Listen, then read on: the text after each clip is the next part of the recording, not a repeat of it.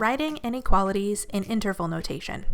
All of the solutions in our introductory videos have been a set of one or two numbers, which can be listed in roster notation. When we solve inequalities or list domains and ranges of functions, we end up with many more solutions, and it is not realistic to list all of them, as I cannot list the infinite number of inputs between 0 and 1. This is where interval notation comes in. There are 5 symbols with which we should become familiar, and each is discussed through the following examples.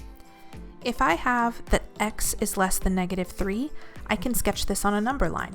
X will be all of the numbers less than -3. I'll draw an open circle around -3 to notate that -3 is not included. The interval representation here is parentheses, -∞, comma, -3, parentheses. This is an interval with no restrictions on the left-hand side and a restriction of 3, not including 3, on the right-hand side. If I have that x is greater than 5 and sketch this on a number line, the interval notation I will use is parentheses 5, comma, +∞, parentheses. What if I want to include a number at the endpoint? Say we have t less than or equal to 3. We'll sketch this the same way, but fill in the circle over 3. In interval notation, we'd write parentheses, -∞, comma 3, and close the interval with a bracket.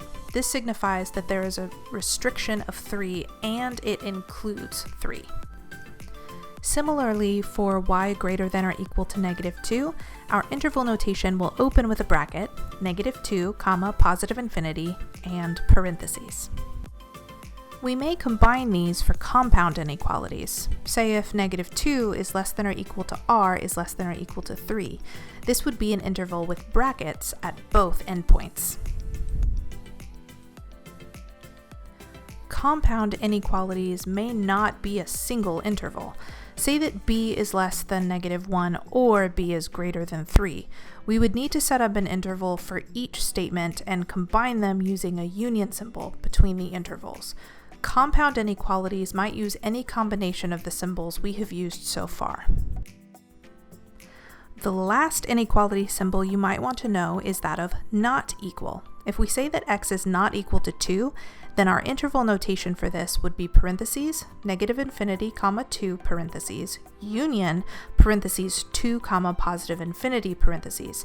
This indicates that we are skipping over the number 2. You have learned about sketching an inequality on a number line and how to represent greater than, less than, greater than or equal to, less than or equal to, not equal to, and compounds of these things in interval notation. You should now be able to write your answers to inequalities as well as the domain and range of functions.